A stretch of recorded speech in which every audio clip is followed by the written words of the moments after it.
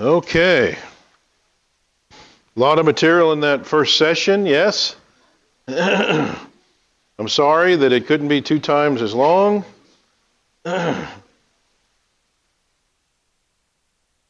Okay.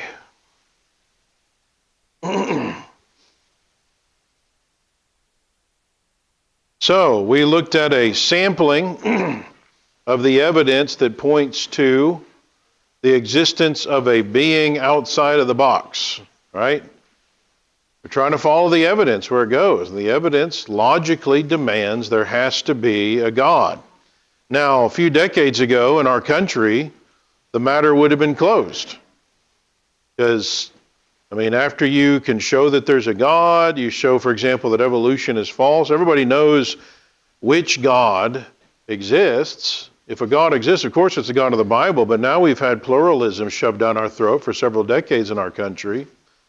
And so we're getting the question a lot, and when I travel around places and at AP, well, how do you know which God exists? How do you know that it's the God of the Bible?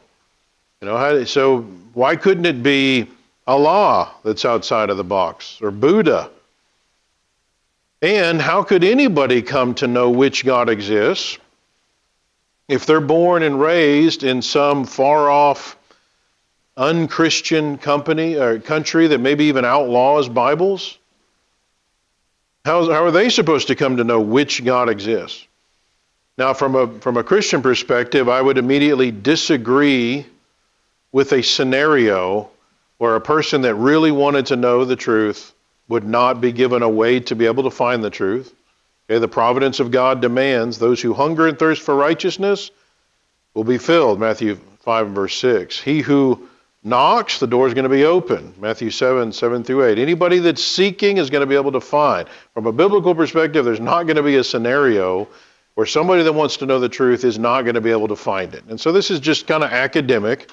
We can envision a scenario today where if you were born and raised in some non-Christian home where you just didn't have a ready access to a Bible and Christian thinking and thought, how in the world are you going to come to the realization that what you've been trained to believe is wrong and somehow Christianity is right and that the God of the Bible is the true God? How can you do that? So how would we respond to that?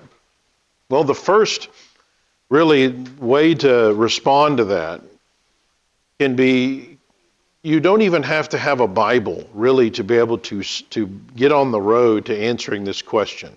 Just by having the reasoning and thinking capabilities we have, without even opening a Bible, there are some things you can learn about the Creator by studying the creation. Romans 1:20, remember, tells us that. We can look at the things that are made and come to the conclusion that God exists, and even learn some things about God. You don't even have to have a Bible for this. You can start learning about the nature of the Creator by looking at the things that are made. So that can give you some information. Are there things that you can learn about a clothes designer from the clothes that he or she designs? Let's say the clothes are immodest or gaudy. Does that say something about a clothes designer? Are there things you can learn about a car company or maybe an engineer by studying the cars that they design? Maybe they're environmentalists, or maybe they like beauty more than function, or maybe they like strength or speed. Are there things you can learn about a parent by studying their children? The values a parent has or doesn't have. Now, obviously, you can't learn everything about a person that way, but you can learn some things. And so it would stand to reason that you could learn some things about the Creator by studying the things that are made. And then compare those qualities to the qualities of the supposed gods of the earth. And you can start eliminating false gods that don't match up. Now, granted, it isn't always easy to do that. You're sifting through evidence and trying to determine what really characterizes the earth, the Creator. Because, like, from a Christian perspective, we know that Satan has been at work corrupting things on the planet, and humans have made a mess along the way too. And so that's going to make it a little bit harder to figure out what really characterizes the Creator as opposed to humans or Satan or something. And yet Romans 1:20 is still written some 4,000 years after all of that began, and Romans 1:20 still tells us that there are things you can learn about the Creator by studying the creation. And in fact, not knowing certain things about the Creator after examining the created order, remember, is inexcusable. And so, for example, we look at the created order, and then we learn about the Creator from that, okay? Now, someone comes along and says, I think the Bible has it backwards. Really, the character in the Bible called Satan, he's actually the Creator, not God. Okay, well, we can assess that and think through and see whether that fits. Any person who's lived in the world for very long knows that the Satan of the Bible, that doesn't match up with what we see about the Creator by studying the creation. Because we see, for example, too many things in creation that wouldn't fit with a being that is wholly selfish and uncaring. When we think about the blessings and joys and happiness and freedoms that we have, to think that a wholly selfish, unloving, uncaring being would create an environment like that, it doesn't match up. That doesn't fit. And so you eliminate the idea of Satan being the Creator. And so notice, we can look at the created order and eliminate certain concepts about who the Creator is by just understanding the nature of the creation. And the primary question, of course, would be, can the characteristics of a suggested God be actually harmonized with what you see in nature?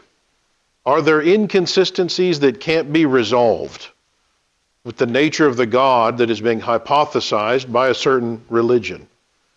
Now, in some cases, maybe the inconsistency can be resolved with this concept.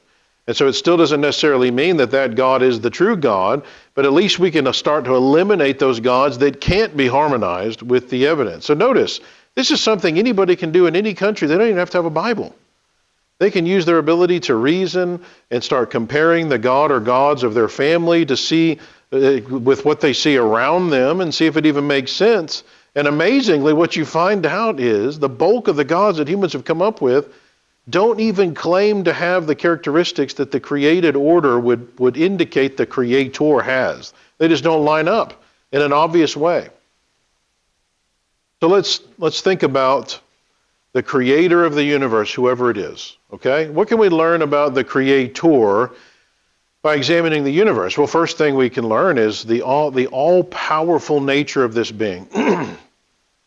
The Creator, whoever it is, had to have the power, the strength to create everything from nothing, okay? Put everything in the box we talked about, place it everywhere in the universe. And so this is an infinite being with regard to power. In other words, this being can do anything that requires power to do. So any God who isn't all-powerful is not the Creator. Okay, now Buddhism doesn't claim an omnipotent God, and neither do the Greek and Roman gods of mythology that so many in the world have believed in the past. The God of the Bible, of course, claims to be omnipotent.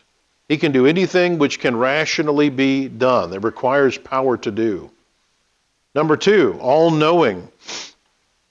The Creator has to be all-knowing. Think about this idea. When you start out learning as a little baby and you get old enough and you start going to school, and you really, when you're young, you're learning a little bit about a lot of things. So many things you're learning just a little bit about.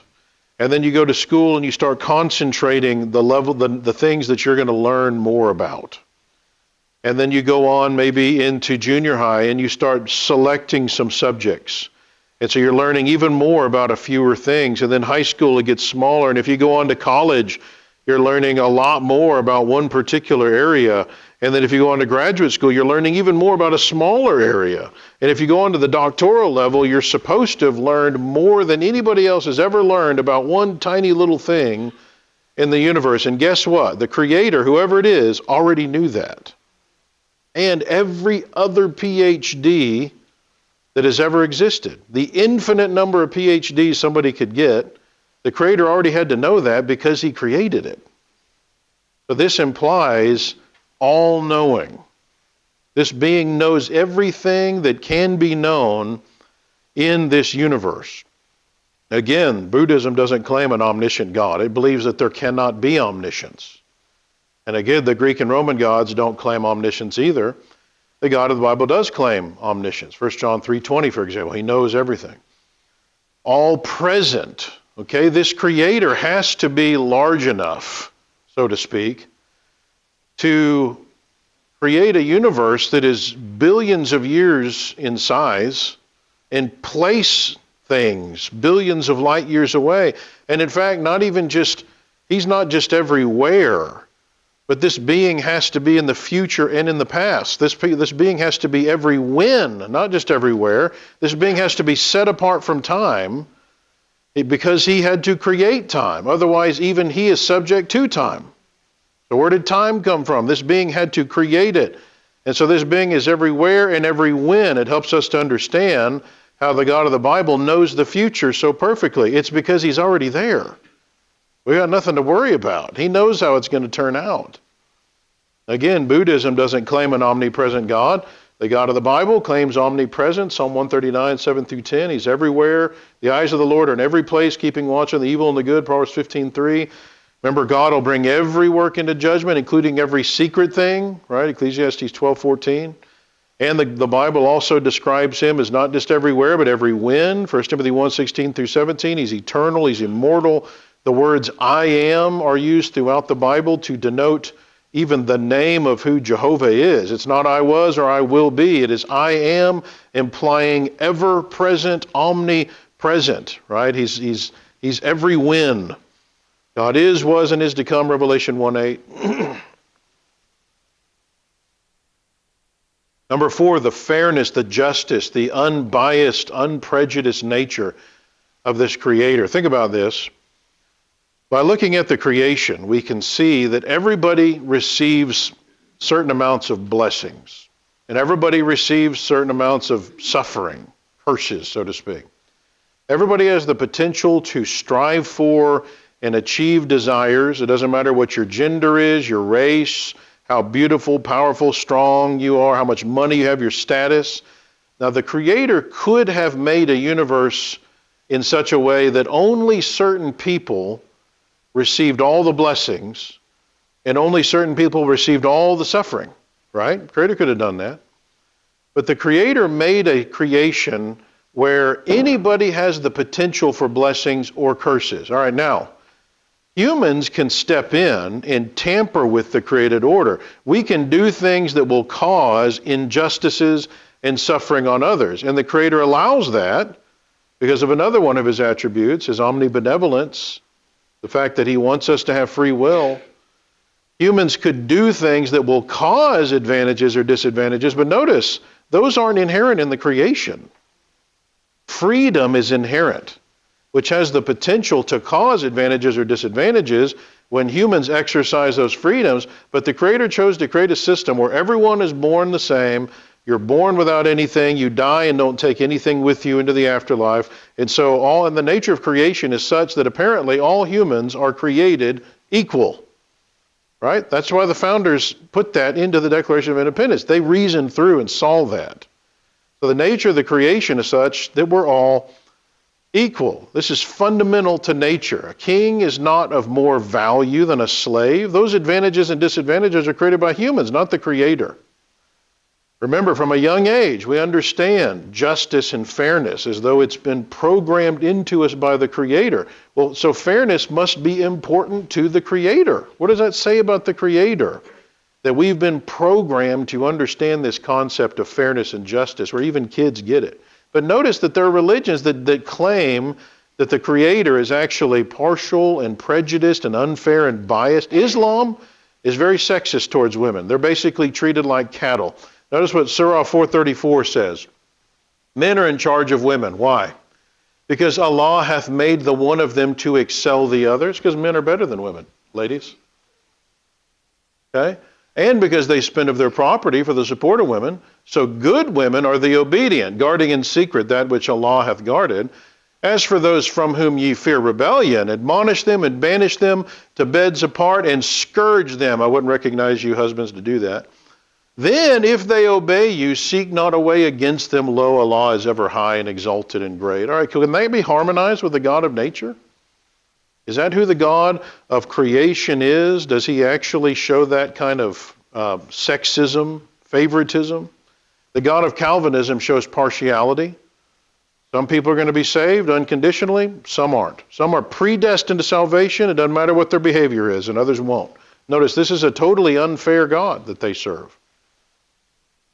The Creator appears to be just and impartial. Everybody has the ability for blessings. Everybody's guaranteed suffering and pain if his laws are violated. There's some things that say one gender may have that seem better, but then there's other things that this gender over here has that are better, and everything evens out. The Creator made things very fair, the things that are inherent to the actual creation.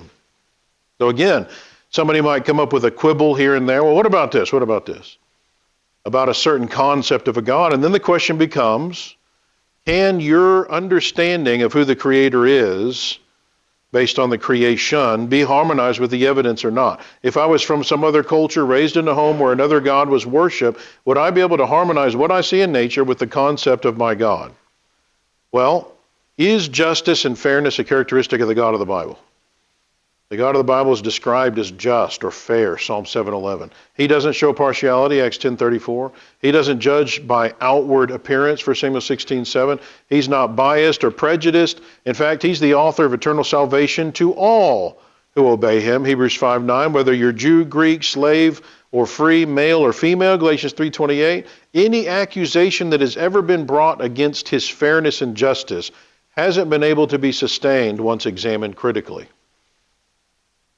And so again, we can reason through and conclude other things about the Creator, his unselfishness, his mercy, and other things. And these kinds of characteristics can be seen about the Creator by studying the creation without even opening a Bible or any book. And they may be difficult to see in some instances because of the effects of Satan and humans, but there are still shadows of these. And of course, you can't necessarily learn everything there is to learn about the Creator through his creation. In the same way, you can't learn everything about a poet from the poem that was composed, but you can certainly gather evidence, and that evidence that you can gather has to be compared to the characteristics of the gods of various religions, and you quickly start to see they don't always line up. There's inconsistencies that are obvious. And so now reasonably, we would presume that only the true Creator is going to line up perfectly. So think through the implications of that. We were created with an inclination to be religious. We talked about that in the first session. So notice God gave us not just the inclination to believe in a God, but he also gave us the ability to reason through and figure out the true God without even having a Bible yet. You can go down the right path. People who are born and raised in countries where other religions are bound on them and where they're indoctrinated in those religions, those people still have the ability to reason through, gather the evidence that doesn't line up, and eliminate the ideas that are being pushed on them without opening a Bible. They're going to have a starting place for their search for the one true God, which ultimately must end at the Bible, but they can at least start down the path in the first place. Now here's a more direct route in answer to this question. How do we know which God exists? A few years ago, I was in Russellville, Arkansas, doing another one of the seminars that I do, which is the one that dismantles evolution from top to bottom, just deals with that. And there was an evolutionary biology professor from Arkansas Tech there, and he came up to me and said, well, let's say you're right that there has to be a God. I mean, how do you know which God exists? How do you know that it's not Allah or the flying spaghetti monster, he said. And so this was the route that I used to respond to him in a much more succinct way. We're gonna deal with this I'm going to lay this out more for you, reasoning through this. You can determine which God is the Creator by studying the materials that claim to be from the Creator to see if they prove themselves to be divine or supernatural. Okay, so think through this. One of the endemic characteristics of the created order is the parent-child relationship. So think through what this says about the Creator. So this is among humans, but also the bulk of the animal kingdom. And we observe these relationships, and we see the importance of parents in the life of a child. A good parent doesn't just leave a child to his own devices. Whether man or beast, parents guide and instruct their children, keep them safe, pass on information that will help them live a longer, happier life. There's this passing of important information. Now, if the Creator saw fit to create a system like that, what does that say about the Creator? Wouldn't we conclude that the Creator surely would have wanted to do the same thing for us, logically? Well, yeah.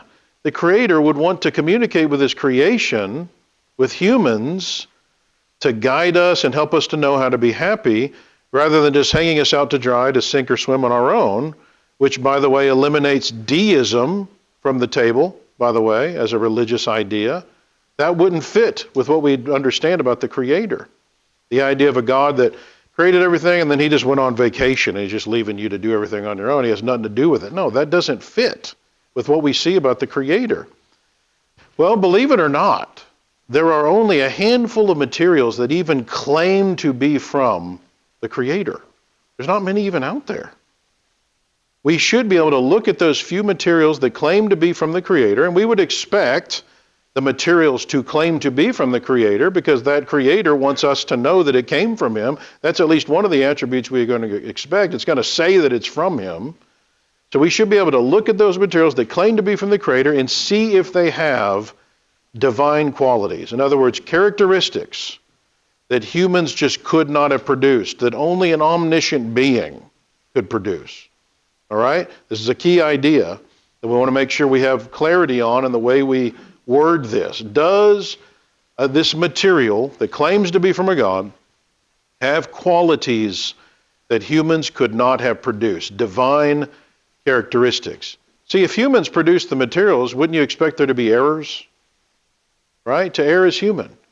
You'd expect contradictions and flaws and inconsistencies. Humans have to put out revised editions and revised editions of those editions. I mean, we're prone to mistakes, and it doesn't matter how meticulous we are, and it doesn't matter how many other people jump in and even help us edit the book. There still ends up being mistakes.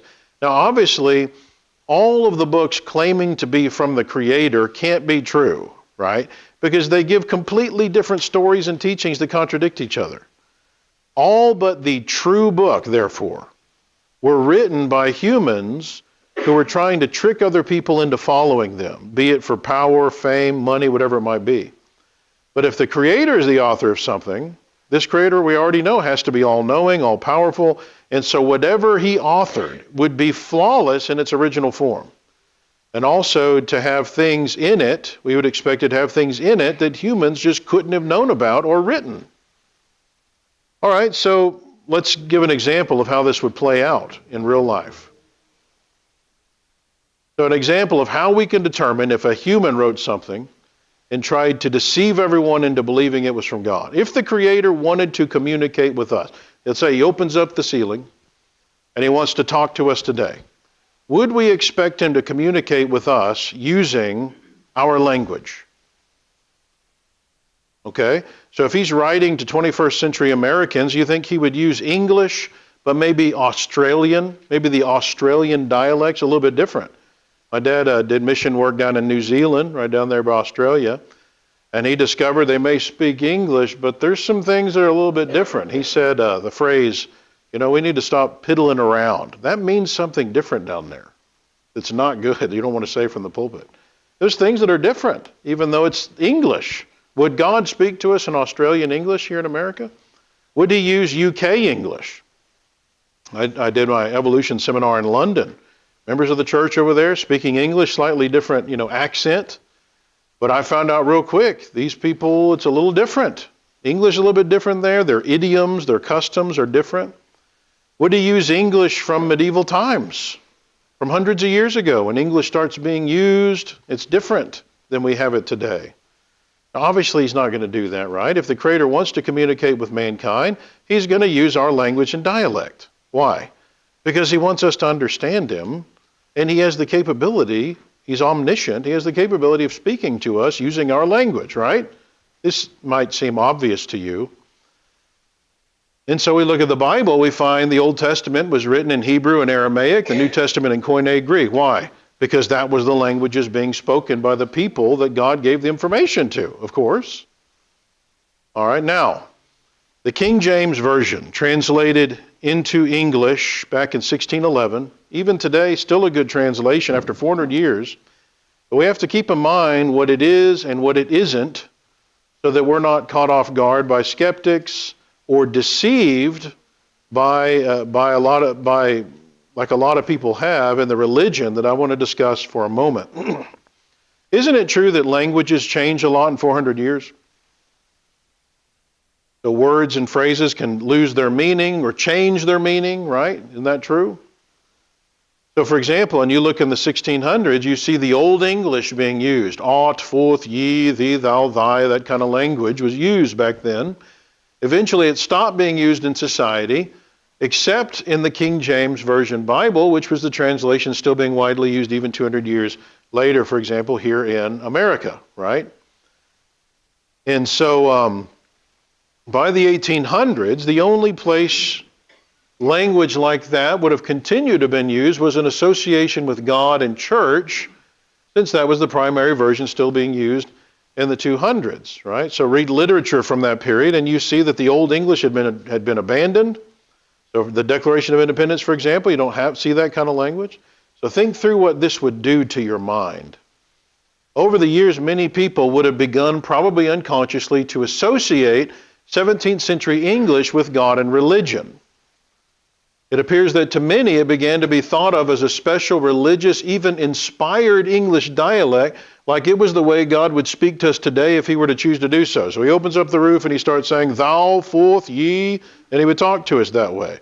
As though the King James, in its dialect, was actually inspired by God. Now it must be the case that people were thinking that, or millions of people wouldn't have been so easily duped by Joseph Smith and continue to be duped today. In actuality, of course, God did not use Old English terminology when he transmitted the Bible to us through the Bible writers in the first century and before. Of course, that didn't exist. Instead, he used Hebrew, Aramaic, and Greek, which don't use those Old Englishisms, of course. Those are the languages that were being spoken at the time. So in the 1600s, thee, thou, and thy were simply the singular forms of you and your, which modern English has now eliminated. So if you turn to 2 Samuel 12:7, and you have the famous scene there, Nathan is confronting David because of his sin with Bathsheba and Uriah, and he gives that kind of a parable to him. And David's like, oh man, this guy's rotten. We got to do something about this. And then Nathan says what? You are the man is the New King James. What is it in King James? Thou art the man. That's just the way they spoke there. Now we've eliminated the thous and thys, which were the singular forms of you and your, and we've now lumped it all in with you and your. Now that can mean plural or singular, and you have to look at the context, right? All right, now, here's why this is important. The Book of Mormon was translated in 1830, over 200 years after the King James, by Joseph Smith, allegedly with God's guidance. And yet, throughout the Book of Mormon, the Old English was used. You can go back and look at it. It's loaded with it. It's like over the top loaded with it. Just look at the first few pages. Thou, thee, ye spake, mightest, thine, commandeth, thou hast, taketh, saith. It's just loaded on these pages. Right now, why would God translate the Book of Mormon in the 19th century with old 17th century English instead of using 19th century American English? He wouldn't.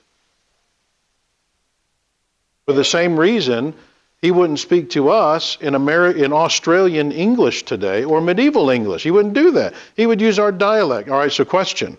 Why does the Book of Mormon do that? Right? This is a matter of reasoning.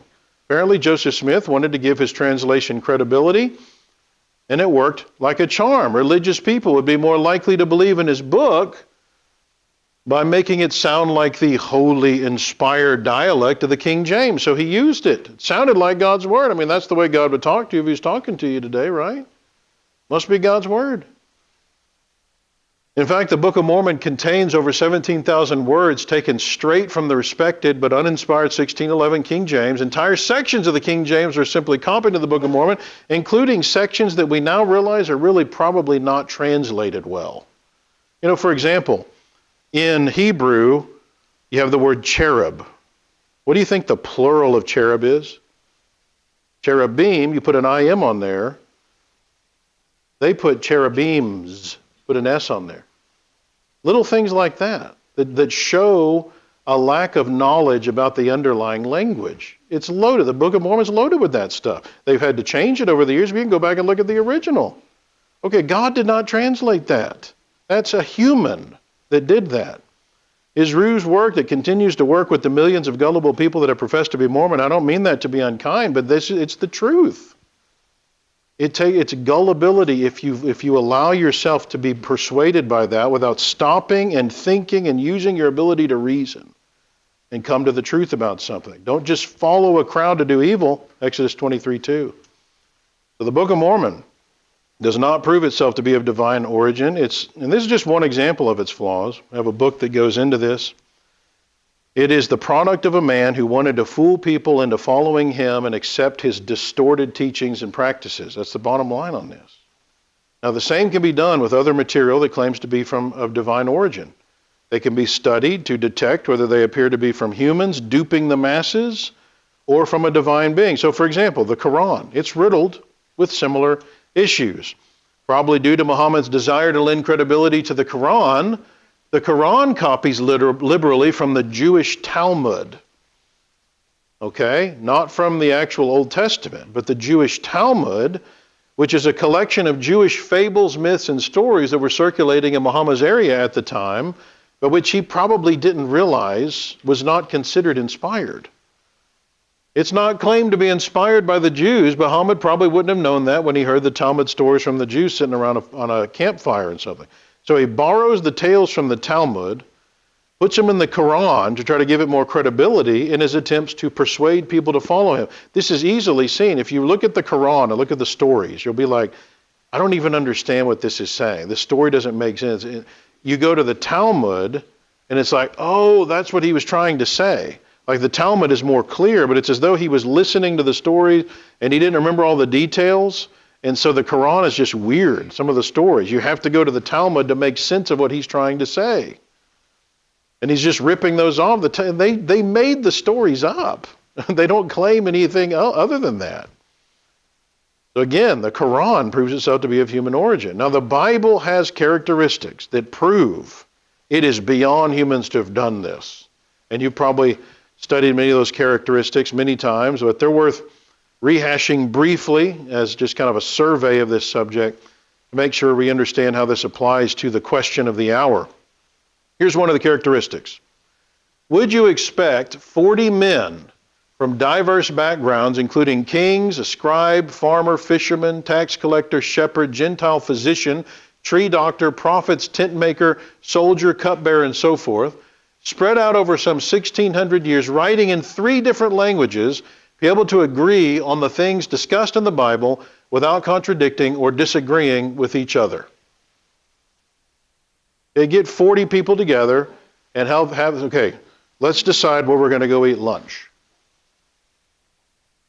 Who makes the best barbecue? Right? You're going to find out real quick, even, by the way, if it is the same people from the same background living at the same time, and you want to try to get them all to agree about something.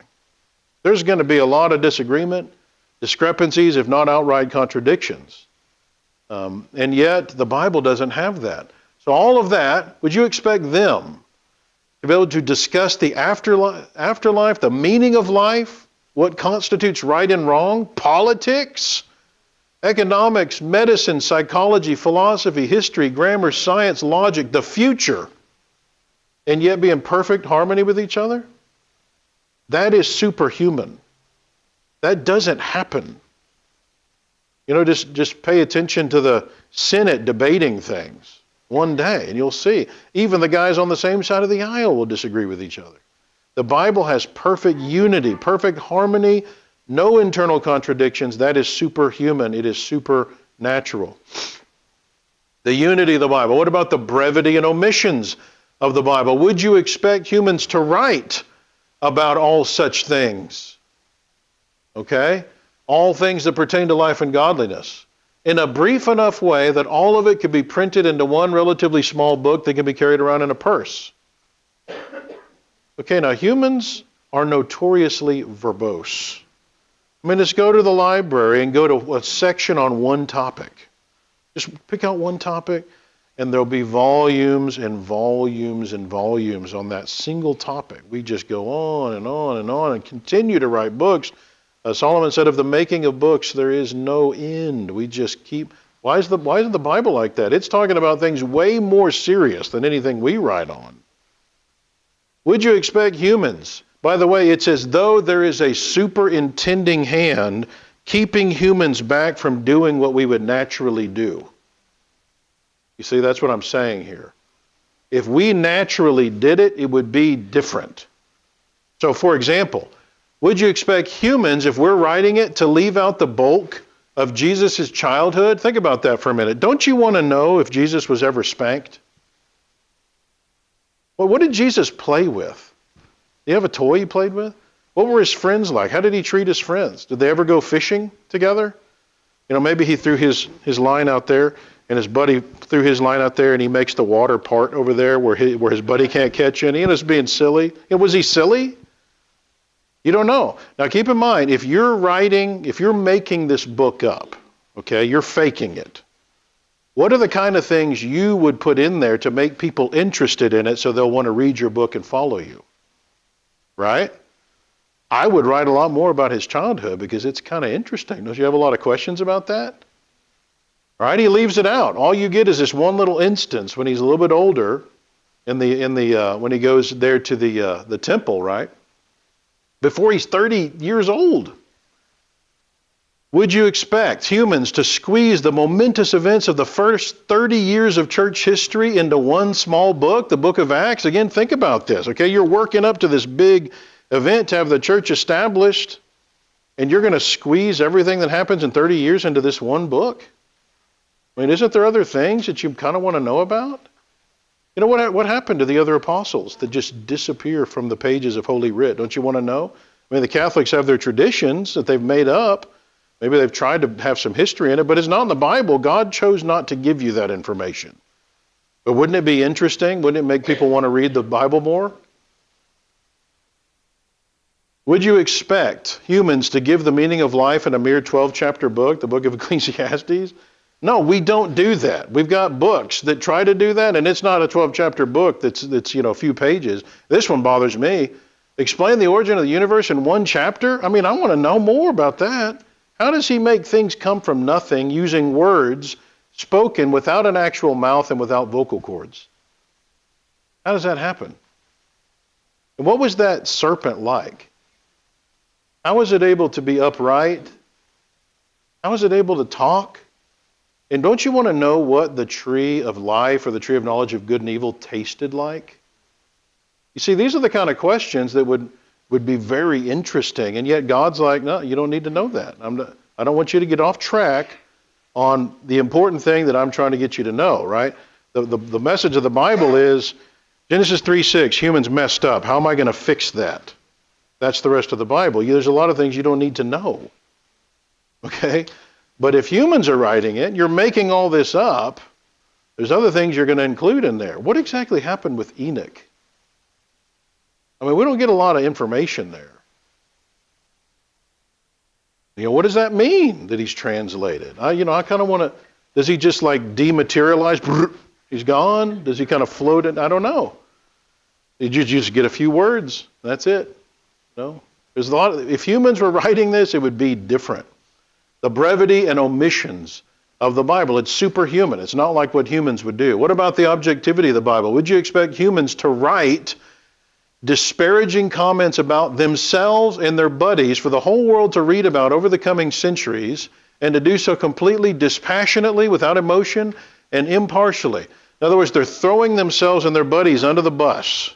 Okay, now again, if you're trying to get people to follow you and your buddies, you kind of want everybody to think that you're, kind of special, religious. You're kind of on a different level, so everybody will follow you. You're not going to write about yourself like Peter. And your buddies aren't going to be writing about you if you're trying to make this religion in such a way that it makes everybody go, man, that guy messed up. Right? That's not something you would expect humans to do if they're making this up. But if God's writing it and he's controlling the humans to make sure that they're not doing what humans would tend to do in their writing, it makes sense. It's done very dispassionately and impartially by this being that is able to restrain them and he's remember, he's above time. So he's writing this book over 1,600 years, and he's in existence in every moment of that all the time.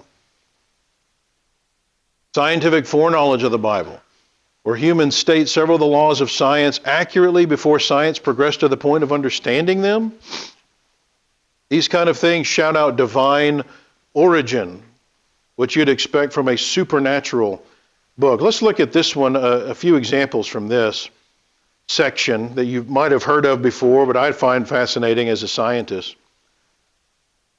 How can you know which God exists? So the scientific foreknowledge. So you see this passage in Genesis 17:12, where God starts initiating this process of circumcision. And he says, he who is 8 days old shall be circumcised, every male. And then you see this come about under the law of Moses as well. So this is pre-Moses. And then you have under the law of Moses as well, this idea of circumcision on the 8th day. Why in the world pick the 8th day? Okay, so to the Jewish mind, and numbers had significance. Okay, they hold meaning that they don't really to us. This is a little bit foreign to us. Like maybe the number 13 can have some kind of superstitious meaning to people, but numbers were a big deal, okay, to the Jews. So if you're going to initiate this very important procedure that is going to signify you're cutting off the uncleanness of the world, and you wanted to pick a number for just symbolic sake, what number do you think you'd pick? Maybe 7, 3, 12, well, very significant numbers. The number 8 does not have any significance to it. After the fact, people have tried to say, well, maybe we can put some significance on there, but it's not readily understood why this would have been an important number. It wasn't a big number to them. Why would you pick 8 as the day that you're going to do this procedure? Well, interestingly, in the last 100 years, we've kind of had like one of those kind of moments that makes perfect sense. This guy, Henrik Dam, was a Danish scientist that won the Nobel Prize because he discovered that in foods, there's this substance that he named vitamin K that actually makes it where whenever you get cut, you don't bleed out. Right? If you get cut, you just bleed to death unless your blood can clot, right? And so he highlighted that there's this factor in foods that was preventing that from happening in baby chicks. So now we know blood clotting depends on the production of prothrombin by the liver. So vitamin K stimulates the liver to produce prothrombin so that you don't bleed out. So if your vitamin K is deficient, then there's going to be a prothrombin deficiency, and therefore you're going to tend to bleed more when you get cut. All right, now, one of the pioneers of pediatric medicine, Dr. Holt, okay, notice what he says in this book. There's a peculiar susceptibility to bleeding between the 2nd and 5th days of life. All right? Between those, when a baby is 2 to 5 years old, there's this peculiar susceptibility to excessive bleeding. What's going on there? Well, so if a surgery is done on a child, don't you think that would be an important information to have? You don't really want to do this procedure on days 2 through 5. Vitamin K production and absorption in the newborn male increases on the 5th through the 8th day of life. We've now discovered that. So notice this chart, for example. Between days 2 through 5, there's this increased susceptibility to bleeding. We know why. It's because your prothrombin is lower. And then the vitamin K starts increasing, which causes the prothrombin to climb. And notice, it's only on the 8th day that vitamin K causes the percent of prothrombin to climb above 100%. And then it actually levels out to the 100% mark for the rest of your life. The only day in the entire life of the newborn that the blood clotting element prothrombin peaks above 100% is day 8. It is the best day to perform circumcision. All right. Now, how in the world did Moses know that? You think this was trial and error? You know, did all the moms allow their children to get butchered until he figured this out? Of course not. The only reason he knew this is because God told him. He didn't claim to know why. He's just passing on the information. By the way, what do you do now to make sure that where you can actually have circumcision earlier than day 8? You get a vitamin K shot earlier on. So we figured all that out. Here's another area of scientific foreknowledge. You got to be careful in the book of Job to see who's talking. Okay? Everything that's in the book of Job is inspired, and what we mean by that is it accurately records what was said. That doesn't mean that everything in there is accurate. You understand what I'm saying? Because Satan says some things in there, and Job's friends say some things in there, and God later says, hey, they didn't accurately say, what I believe, right? He tells that. But in the case of Job 38 through 40, God himself is talking, and he mentions to Job these springs of the sea, which when you look at the word, you see it's these already fountains of gushing and bubbling water that are in the sea. Okay, now how in the world would Job have known about these? Well, that's the point. He had not entered them. This is not something that he would have known about. We now know with our technology today that there are cold freshwater springs all over the ocean floor. And of course, Job hadn't entered them. He wouldn't have even known about them. This one's even more impressive to me. The recesses of the deep, again, talking about the ocean, the deep places or caverns of the ocean. Wasn't until 1873 that our technology got to the point where we could explore and find out that there's a trench on the floor of the Pacific Ocean that's 5 miles deep, a recess, off the island of Guam, 1,580 miles long, 43 miles wide. 1960, we finally got technology to get all the way to the deepest point of the Mariana Trench, 35,800 feet, 8 tons of pressure per square inch, 7 miles deep. Okay, and we now know at least 22 such trenches all over the ocean floor. And by the way, this could be the trenches that are formed due to the subduction of the tectonic plates, which we'll actually talk about tomorrow. So how would the writer of Job known that the ocean possesses recesses? How would he have known that? How do you have the technology to figure that one out? How could he have known that unless God told him, which is, of course, what the text says. The Lord answered Job out of the whirlwind, which, by the way, don't just pass over that. Imagine what that would have been like. I would have been in the fetal position sucking my thumb at that point. I mean, God's talking to me out of a whirlwind? Really? And so he says, have you entered into the springs of the sea or walked in the recesses of the deep? All right, another attribute of the Bible that proves it to be beyond human capability, and we'll wrap it up. Think about weathermen and sportscasters. How good are they at predicting what's going to happen? Right? Now, they're not very good at it. And yet the Bible is able to, now we're not talking about vague things like tomorrow you're going to see somebody in a red shirt. Okay, and you're going to see like 20 people with red shirts, okay? We're talking about very specific prophecies that are made sometimes hundreds of years in advance. Even the names of places, the cities somebody's going to be born, in the case of Jesus, where you've got over 300 very detailed prophecies made specifically just about Jesus. The Bible is unlike human books about this, and everybody knows if the Bible really can do this, it's got to be from God. So usually what they have to say is, all those books had to have been written after the fact. That's their argument. But you can trace down when they were written. And so you're still left with the fact that these predictive prophecies are ridiculous in how detailed they are, and only a being that knew the future, because he's already there, would be able to actually make these prophecies. So let's just look at one example. We got a lot of this on our website, and we have a good book on these characteristics of the Bible. Notice, for example, Ezekiel 26. Came to pass in the 11th year on the first day of the month that the word of the Lord came to me, Ezekiel, saying, Son of man, because Tyre has said against Jerusalem, Aha, she is broken who is the gateway of the peoples. Now she is turned over to me, I shall be filled. She is laid waste. All right, because of that, God doesn't like it that he's talking smack about Jerusalem.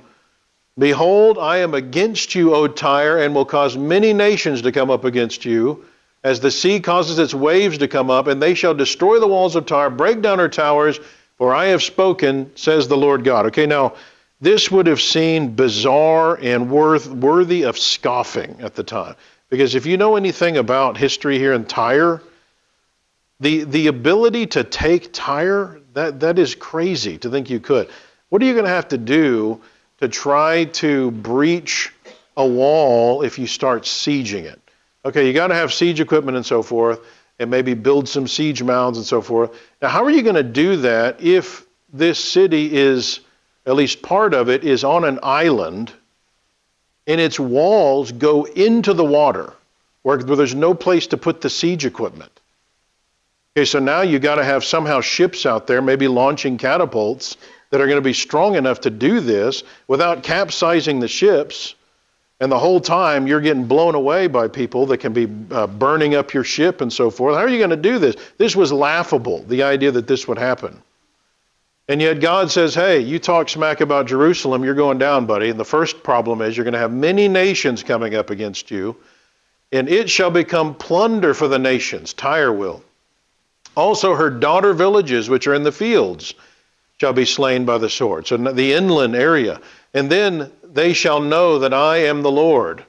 For thus says the Lord God, behold, I'll bring against Tyre from the north Nebuchadnezzar. So now a specific individual is mentioned from among these many nations. King of Babylon, king of kings, with horses, with chariots, with horsemen, an army with many people. He will slay with the sword your daughter villages in the fields. He'll heap us up a siege mount against you, build a wall against you, raise a defense against you. They will break down your walls and destroy your pleasant houses. They'll lay your stones, timber, and your soil in the midst of the water. What a strange thing to say. I'll put an end to the sound of your songs, and the sound of your harp shall be heard no more. I'll make you like the top of a rock. You shall be a place for spreading nets, and you shall never be rebuilt, for I, the Lord, have spoken, says the Lord God. All right, so lots of very specific prophecies, many nations. Its walls, towers, and pillars will be broken down. It will be plunder for the nations. Its stones, timber, and soil will be thrown into the midst of the water. It would never be rebuilt to its former glory. It'd be like the top of a rock, so bald, and it would be a place for the spreading of nets in the midst of the sea. Well, again, we can know from history exactly how these predictions played out. But historically, we know that Ezekiel began prophesying in 592 BC, and we know Tyre was a coastal city. In 586, sure enough, Nebuchadnezzar of Babylon comes and besieges Tyre, finally takes it in 573. Okay, so it took 13 years. But many of the people in the city escaped to the small island, 3/4 of a mile offshore, that was the other part of the Tyre city. And Nebuchadnezzar gave up on trying to take the island militarily because of this issue. And so for 241 years, that situation remained basically the same. And finally, in 332 BC, Alexander the Great comes to try to conquer now the island portion of the city. But again, in order to take it, he's got to get to it across the water. So in order to get to the island and conquer it, he has his army gather up all the remaining materials inland, the wood, the stones, even the dirt, scrapes it clean of materials, dumps them into the ocean to make a land bridge to the island. Okay, and you can actually still see this today with Google Earth. You can actually zoom in and see this island or this bridge that was made. Now the city still remains somewhat intact to some extent for the next 1,600 years, and sure enough, many other nations continued to constantly come against them. The Ptolemies, the Seleucids, the Romans, the Muslim Arabs came and attacked that city over and over, and finally The Mamluks, who were former Muslim soldier slaves, came in AD 1291 and crushed the city of Tyre, where it has never regained the wealthy, powerful position that it once had. All right, so Ezekiel looks 1900 years into the future in order to make these predictions come to fruition. Okay, how in the world was that done? Look at this last one here. To be the place for the spreading of nets in the midst of the sea. Travelers who go and visit the ancient city of Tyre today, what we think is the ancient city of Tyre, was so obliterated, nobody even knows for sure where it is, but where we think it is, there's a small colony of people actually that live there, and guess what they do for a living? They fish with nets. Now, how could Ezekiel have done that? Well, he couldn't, and he didn't claim to. He only told people what he said God told him, okay? It's not like he was out to get glory for himself, which is what you would want to do if you're making all this up. No, he's just saying what God told him to say. Again, we got lots of material at AP that delves into this subject of the divine characteristics of the Bible. The unity, the brevity and omissions, the objectivity, the scientific foreknowledge, predictive prophecies of the Bible prove that it is beyond human capability, as well as the historical and geographical accuracy of the Bible, which we didn't even get to get into. So we can know that God exists. This is not a blind faith to accept this truth. You will seek me and find me. Here's the qualification. When you search for me with all your heart, that's the issue. You can know which God exists. You can know that it's the God of the Bible. Know that the Lord, which is the word for Jehovah here, He is God. You can know then that the Bible's inspired. And after you know that, it's a matter of figuring out what, if anything, He actually expects from us. Let me tell you a few other things that I have back there if you are interested in getting these things for your library. I found it necessary to write to you, exhorting you to contend earnestly for the faith which was once for all delivered to the saints. You know, I feel for the Christians up here in the Northeast, because I'm sure you feel like everything you say is going to be a battleground. You might feel like you're going to get thrown in jail. It's a lot easier, in a sense, where I'm at down in Alabama, although it's getting more difficult there. There's some things that if you say, you could about come to blows. But here you all are on the front lines in our country of the total disillusionment of the church. And it is critical that you contend earnestly on these things. Give the people in the Northeast of America a chance before God finally calls it quits and says, all right, you're toast. That's what He always does. There's an end coming, and in the meantime, it's up to us to try to get the word to as many of them as we can. So be aware of the materials we have. If not for yourself even, be thinking in terms of others that need these materials that you could purchase these for, like subscriptions to like we have our monthly journal, Reason and Revelation, which covers all kinds of topics, of things that we feel like you need to be aware of from an apologetic standpoint. And this basically costs about $1.25 a month to get a subscription to this. We've got materials that, you know, the pillars of faith, the Christian faith, that undergird what we believe are the belief in God, the belief that the Bible's inspired, and the belief that Jesus is divine, that He's the Son of God. These 3 books were written to go more in depth on each of those 3 pillars to make sure you understand and see the evidence for those topics. One of the big arguments that people will try to use that are skeptics and scoffers, whenever they try to come at you and try to say, oh, the Bible's not true, they'll come at you in like a machine gun fashion. And they'll list 10 or 15 things that they think are evidence that the Bible has contradictions. They'll fire it at you. And it'll be this list, and you're thinking, they just keep coming at me. And even if one of them is right, the Bible's not inspired. This is one of the big tactics atheists use today, where they'll have this list that they say, the Bible says this, but it says this over here, that contradicts each other, so they can't both be right, so the Bible's not from God. And they'll give you 15 or 20 of these, and this is blowing our kids away. These 2 volumes, plus actually there's a 3rd one now that we have as well in this series, that Eric has written, and just masterfully deals with the main arguments that they always try to use to show that the Bible in no way contradicts itself on anything. Truth About Human Origins is a very thick book going into several of the key issues with human evolution. Christian's Guide to Refuting Modern Atheism. This is actually the transcript from Kyle Butt's debate with Dan Barker from 2009, but with a lot of other materials that Kyle didn't have time to deal with in the debate. And Dan Barker, the one thing he did do well in the debate was that I think he did a good job of laying out the best arguments that the atheist has against the God of the Bible. So it's all there in the debate, and it's all dealt with masterfully in this book, A Christian's Guide to Refuting Modern Atheism. Surveying the Evidence gives you a survey of Christian evidences. The Dinosaur Delusion, we'll talk about some of this probably tomorrow, but dinosaurs have become the poster children for evolution, and yet God's the one that made the dinosaurs. Okay, He's the master of the dinosaurs. So they belong to creationists, and yet people don't ever hear how you explain dinosaurs from a biblical perspective, and that's really what that book is about. The number one argument atheists try to use against the God of the Bible is the question of evil, pain, and suffering. I mean, how could God be all loving and let evil, pain, and suffering happen to innocent people and good people, children and so forth? Either God's not really loving or He's not really powerful enough to stop it. That's the argument, right? This book goes specifically into this argument and teaches what the Bible actually says about that. I mean, God, of course, knows that argument's going to be used, so He answers it in a ton of different ways throughout the Bible. So this is written on a very layman level for Christians, and also be thinking in terms of people that you know who are going through suffering that might need a copy of this book.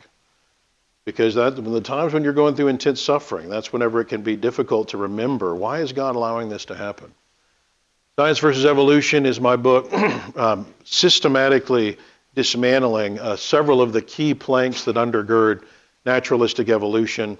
Again, we're just following the evidence where it leads, and it's loaded with where I use their own quotes, where you can see that I'm not just making this stuff up. I use their own quotes against them in this book. Is Christianity logical? Is it true that our society around us is becoming more and more illogical? And even Christendom, believes in this irrational religion. Well, Christianity is first and foremost a religion based on the facts and reasoning from the evidence. And Jesus was a master logistician, where He would make logical argumentation, and as were the apostles after Him throughout the book of Acts. So this is designed to study this question of the rationality, the reasonableness of the Christian religion, that this isn't just a touchy-feely religion that has a blind faith. This is a book my dad wrote to supplement our more extensive book on Is the Bible from God? But this is giving other proofs that the Bible has to be inspired. Behemoth and Leviathan, these two creatures in the book of Job that God works up to in His sermon that He's giving Job, which, by the way, is not a Bible sermon, it's a science lesson that God teaches Job. And He works up to these two masterful creatures, that there's all this debate about what these creatures are, and so my dad weighs in on that subject. The Anvil Rings, this is volume 3 in that series that Eric did on Has the Bible Been Corrupted? This is another one Dad wrote recently, the name Christian. Now that was used in the Old Testament, and then it turns up there in Acts chapter 11, and he shows how even this is an evidence of Bible inspiration. This is actually several brotherhood scientists, PhD scientists that have written for us over the years, and so several of those articles have been put together in this single book where you have several credentialed scientists speaking out on issues related to the existence of God and the question of evolution.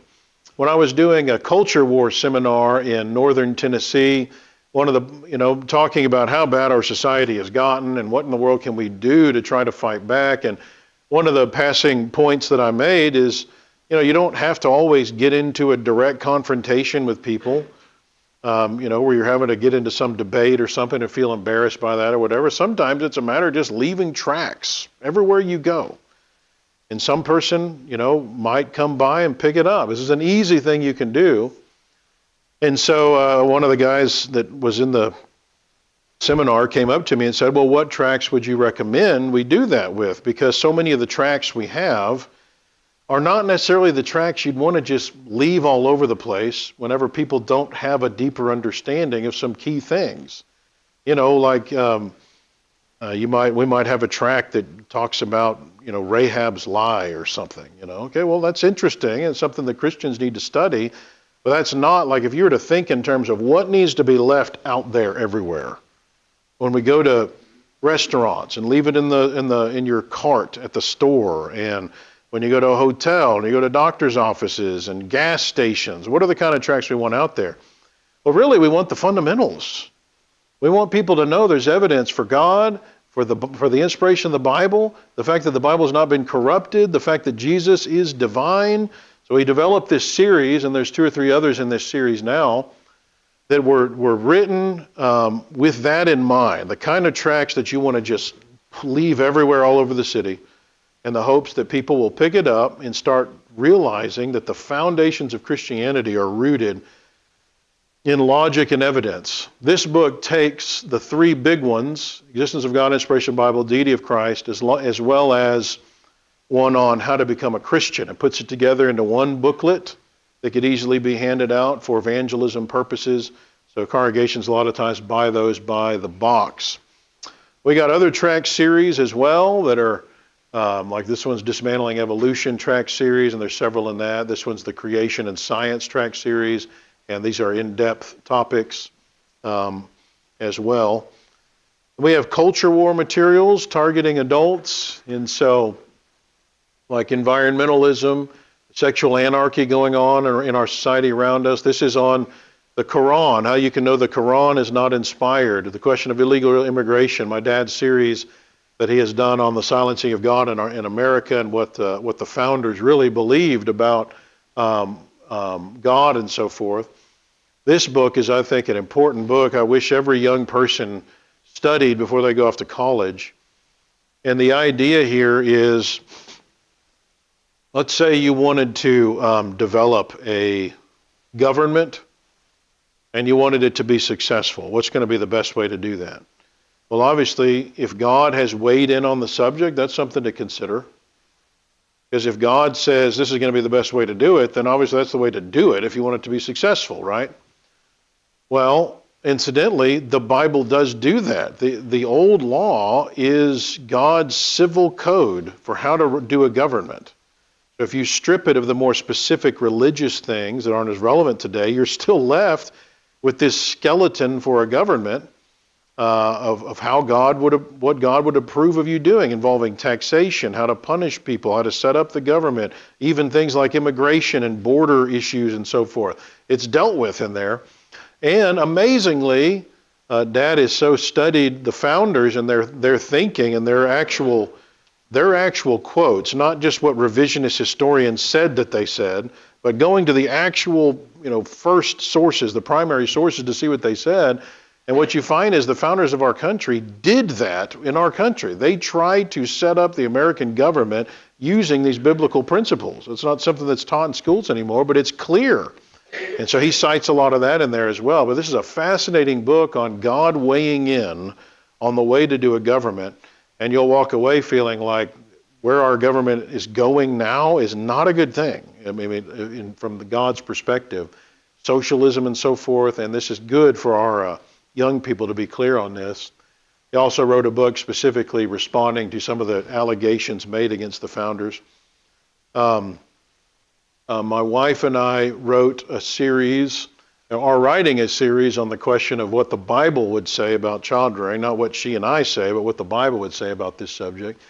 Dad and I co-authored this book on homosexuality. Who would have thought we would have gotten to a point in our country where this has to be addressed? Not just what the Bible says about it, but also I deal with the science and the psychology side of it, and then he deals with more the scripture side of it. We've got materials that are important for the church as well. What does the Bible say about the Baptist church and the Lutherans and the Catholics, the Church of Christ, the Mormon church? This is on the principle of authority. This is a book responding to when the Richland Hills congregation added instruments years ago now, and the arguments they made for why that was scriptural. This is a great book I highly recommend. And some of these, by the way, are not AP books. Like this is one of the ones that Dad wrote. We probably have some back here, but he wrote this outside of AP time. But this is a great book for new converts. Imagine being a new convert and you're like, okay, now you're a Christian. Okay, now what? Well, you need to go study your Bible. Okay, now imagine opening the book of Romans, Leviticus. You're like, I'm supposed to read this? I don't understand what I'm doing here. Okay, this book was written to give a brief 1 to 2 page summary of every book of the Bible. Give you kind of the overview. Is there a thematic verse? What's kind of the context here? What's going on?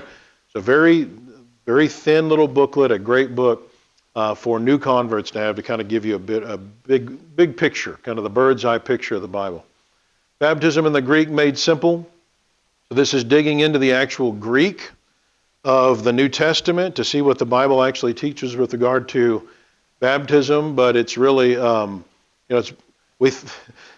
thought about recommending to Dad, baptism for dummies, right? But that probably wouldn't really. So instead, he went with baptism in the Greek made simple because he breaks this down in a way where it's not. There's Greek talked about, and yet it's dealt with in a way where you can follow along and see that this subject of baptism has been conclusively dealt with in the Greek. There's no argument. Female leadership in the church, that's becoming more and more of a problem. He's got a book on that too. And he's been doing a lot of writing over the last few years. I've lost track of how many books he's put out. Modern Day Miracles, there's another one that he did responding to that issue. So many in the religious world around us believe in that. Here's another really interesting book that he wrote where he gets into the underlying languages to pull out some nuggets of information that you don't get in our modern translations if you don't understand some of those translation issues, and also some culture issues where you'll read past something and not necessarily know what it's talking about because there's some weird idiom used, that kind of a thing. So this gives you, it's a compendium of a lot of interesting things in the Bible that won't make sense without that deeper understanding. The end times, a huge portion of the religious world around us has accepted premillennialism and the Antichrist and the rapture and all that. And this is looking at what the Bible really teaches on that subject. All right, and you probably already know about our study Bible that has so much of our material that we've written over the years, thousands of articles, but put succinctly into the study Bible as commentary throughout the text. From an apologetic standpoint. So I recommend every young person before they go off to college to make sure they have this and be aware of our various different kinds of colors and covers and so forth that we have available as well.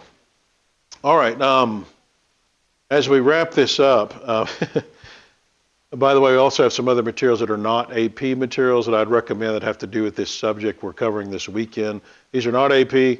These are not, in fact, even Brotherhood, but I recommend these products. They're very well done with regard to this subject. So one of the stories that I started telling you at the very beginning of this session tonight, remember this professor from Arkansas Tech University. And this is one of these professors that there was somebody at the congregation that had taken this guy's biology course, and he's one of these rabid type atheists where he would, at the beginning of the course, tell the kids, hey, raise your hand if you believe in the God of the Bible and you believe in creation. And so some of the kids would raise their hand. And he'd say, I'm going to show you by the end of the course that you're all wrong, that biblical creation is ridiculous and evolution is true. He's one of those kind of guys, just this rabid guy that's going to attack you hard. So he's this guy. So he comes up, how do you know that it's the God of the Bible and not Allah or the flying spaghetti monster? Which, believe it or not, there's a group of atheists that call themselves the Pastafarians. Okay, making fun of the idea that there's just as much evidence for the flying spaghetti monster as there is the God of the Bible. And so they've made up, a mocking group to kind of make fun of us. And so I said, yeah, well, we don't have a blind faith. I mean, we have evidence for what we believe. Oh, yeah, sure. Yeah, I want to hear this. I said, yeah, we have a book that has divine characteristics that humans could not have produced. And he sat there A little drool coming out. I probably counted 15 seconds. He was just stunned. Then he goes, really? I said, yeah, we don't have a blind faith. We got evidence that proves that it's got to be the God of the Bible. He sat there again. Well, and he says, I want to see what you're talking about. Now I'm sitting there going, coming up. Because it's so rare for me to get to that point with anybody. Like somebody wants to see the evidence, hooray, right? So I wasn't even prepared for it. He goes, I would like to see it. And I said, well, we've got this book that delves into this subject where you see a lot of this evidence that I'm talking about. And he goes, well, I don't want to pay for a book. I don't want to support your organization, but I'd like to see. So one of the elders jumped up, got him that book, and he walked away with the book. Never heard from him again. Now, I don't know what he did with it. I don't know if he read it. He definitely didn't come back and try to battle us on it. But, it's ultimately between him and God at that point. Our job as Christians is to sow the seed. It's not to convert people. God's the one that provides the increase. I mean, it's nice when we have that fruit, but 1 Corinthians is clear on that. We plant the seed and we water it. God provides the increase. So somebody becoming a Christian is between them and God. We can't get cocky whenever, I'm baptized, like 15 people. Well, wait a minute. I mean, our job is to plant the seed. That's it. And so we're creating those moments where on Judgment Day, God will be able to say, hey, I sent somebody. I sent one of my disciples, and they gave you that information. What did you do with it? So we're creating a judgment moment when we do that, when we leave tracts around, when we talk to somebody here or there. Right? Our job's not to try, we're going to try to convert them, but ultimately we shouldn't judge ourselves based on our ability to do that, because that's not our job. Our job is, now we should judge ourselves by how much we're getting the word out there. How much seed are we throwing out there? Because there's always things we can do that are easy to plant the seed if we're just willing to take the time to do it. But push the world back, make it secondary in our life, and make sure that we're focused on spiritual things.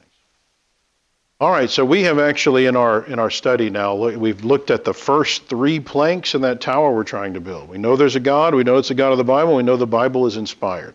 So what we get to start doing tomorrow now is digging into what does the Bible actually say happened that will help us to interpret everything around us. So it's going to be fascinating.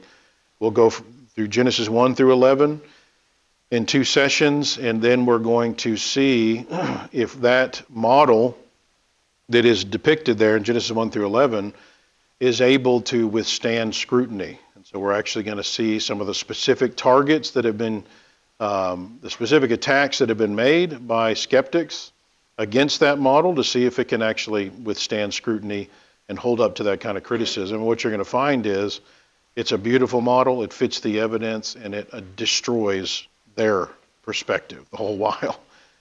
So Christians can be confident about what we're talking about. And so tomorrow we got 3 sessions and then 3 on Sunday morning, right? Is that right, David? And then we'll have the Q&A. All right, I'm going to turn it back over to you, David. Thank you very much for your attention tonight.